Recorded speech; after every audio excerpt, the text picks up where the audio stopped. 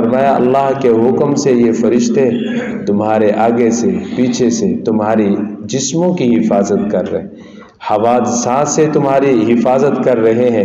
جب یہ ہٹتے ہیں تو فوراً کوئی نہ کوئی حادثہ پیش آ جاتا ہے۔ یہ بھی اللہ کی طاقت اور اللہ کی مشیت کے علاوہ نہیں ہوتا، جیسے اللہ فرماتے ہیں ویسے ہی ہوتا ہے۔ تو اسی کو فرمایا کہ کوئی معبود ہے جو تمہاری حفاظت کرے، اپنی حفاظت کر نہیں سکتے، دوسروں کی انہوں نے کیا حفاظت کرنی ہے؟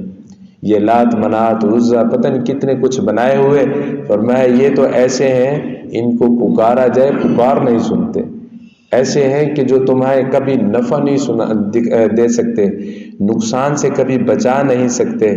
وہ انہوں نے دوسروں کو کیا بچانا ہے؟ لا یستطیعون نصر انفسہم، کوئی ان کو اٹھا کے لے جائے، کوئی ان کو مار دے، اپنی مدد نہیں کر سکتے، دوسروں کی مدد کیا کریں؟ اللہ فرماتے تمہاری عقل ماری گئی، اپنے ہاتھوں سے بناتے ہو، پھر ان کی عبادت شروع کر دیتے ہو۔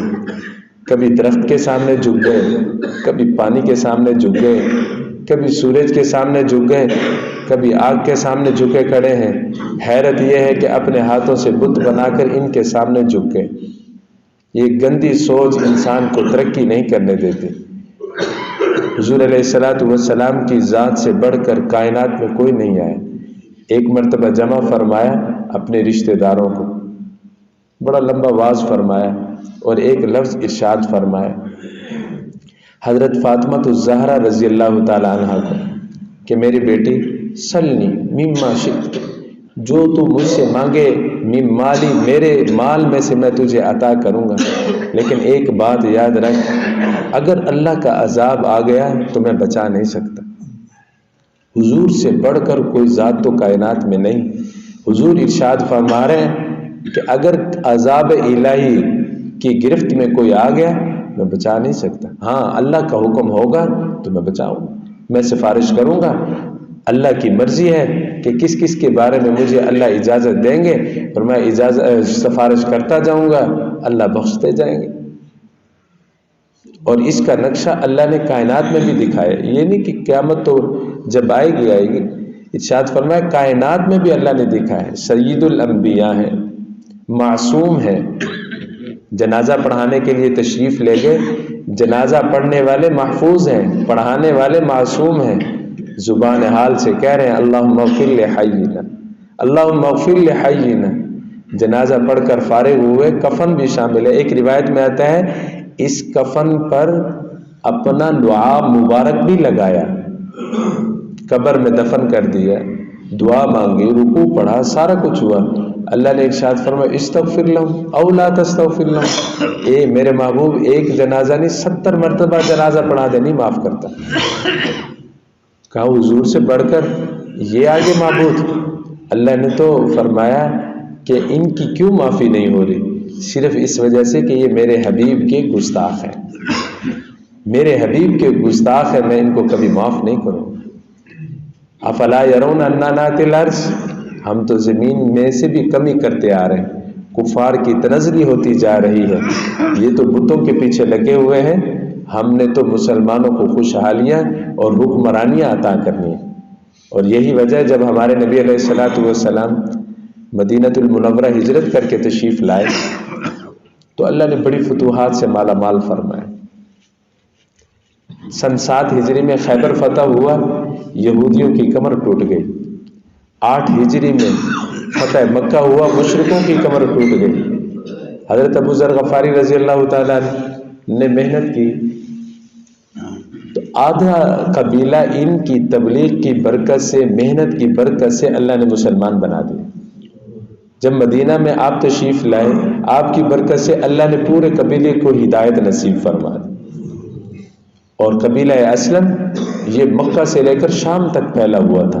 اللہ ارشاد فرمایا میں یہ مسلمانوں کو فتح دے رہا ہوں، کفار کی حکومتیں میں ختم کر رہا ہوں۔ قبیلہ اسلم نے دیکھا یہ بنو غفار سارے کے سارے مسلمان ہو گئے، انہوں نے بھی کلمہ پڑھا، سب کے سب نے اکٹھے کلمہ پڑھا، مسلمان ہو گئے۔ یہ شام تک اللہ نے سارا قبیلہ مسلمان کر کے رکھ دیا۔ افلا یرونا، یہ دیکھتے نہیں ہو تم میں کیسے مسلمانوں کو فتوحات سے مالا مال کر رہا ہوں؟ افہم الغالبون، پھر بھی کہتے ہو ہم ہی غالب آئیں گے، پر میں تم غالب نہیں آؤ گے۔ شرط میری یہ ہے کہ جو کلمہ قرآن کے ساتھ جڑا رہا، اس پر عمل کرتا رہا، اور میں قیامت تک فتوحات سے مالا مال کرتا چلا جاؤں گا۔ اگر کمیاں آئیں گے تو پھر ظاہر ہے وہ ہم دیکھ ہی رہے ہیں۔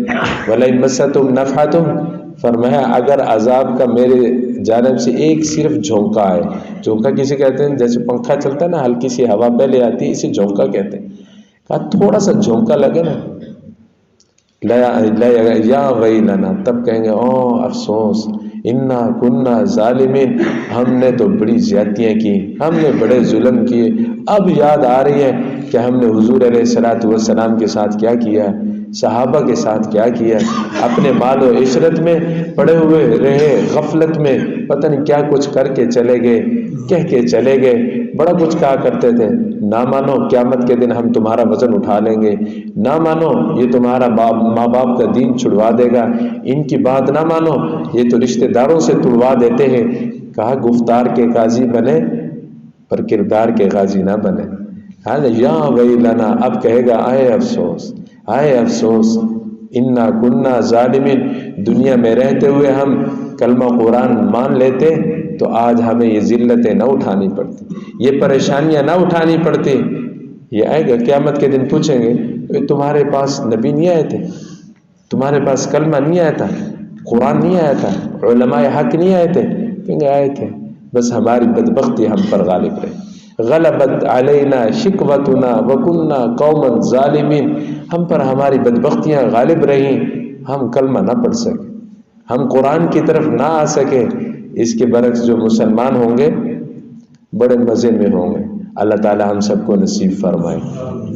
ایک ترانہ پڑھتے ہوئے آئیں گے، الحمدللہ، اس ترانے کا ذکر اللہ نے قرآن میں بھی ذکر فرمایا، الحمدللہ الذی ہدانا لہذا وما کننا لنہتدی لولا ان ہدانا اللہ۔ اللہ تیرا بڑا احسان، تیرا بڑا شکر، دنیا میں بھی کلمہ دیا، قرآن دیا، عزتیں دی، مالا مال کیا، آج آخرت میں ہم آ رہے ہیں، یا اللہ تیرا بڑا شکر ہے، جنت کی داخلہ عطا فرما دی، جنت کا سرٹیفکیٹ عطا فرما دیا، حضور کی سفارش نصیب فرما دی، الحمدللہ، یا اللہ تیری بڑی تعریف ہے، سب تعریفیں ہیں ہی اللہ کے لیے، باقی تو یہ سارا نظام جو چل رہا ہے یہ تو عارضی ہے، ایک وقت آنے والا ہے یہ حادثات کا شکار ہوگا۔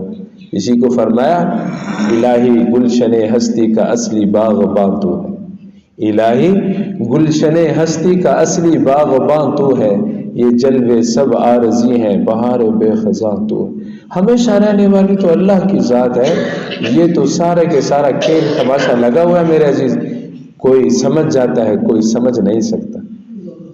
کہتا نا رب رب کر دے بڈھے ہو گئے ملا پنڈت سارے، رب کو ڈھونڈ رہا ہے، رب کہاں ہے؟ میں رب رب کر دے بڈھے ہو گئے ملا پنڈت سارے، رب دا کھوج پورا سنبھال نہ سکے، سارے محنت کر کر ہارے، یہ ساری عمریں لگا دی، کہا کہ رب نہ ملا۔ کہتے ہیں رب تو تیرے اندر وستے وچ قرآن اشارے، کھلے شاہ رب انہاں نو ملدا ہے جڑے اپنے نفس نو مارے، جڑے اپنے نفس نو مارے۔ علم ہے، مال ہے، دولت ہے، لیکن اس کا استعمال مناسب طریقے سے کر رہا ہے، بے اعتدالی میں کا شکار نہیں، اعتدال میں چل رہا ہے، اللہ کا شکر ادا کرے۔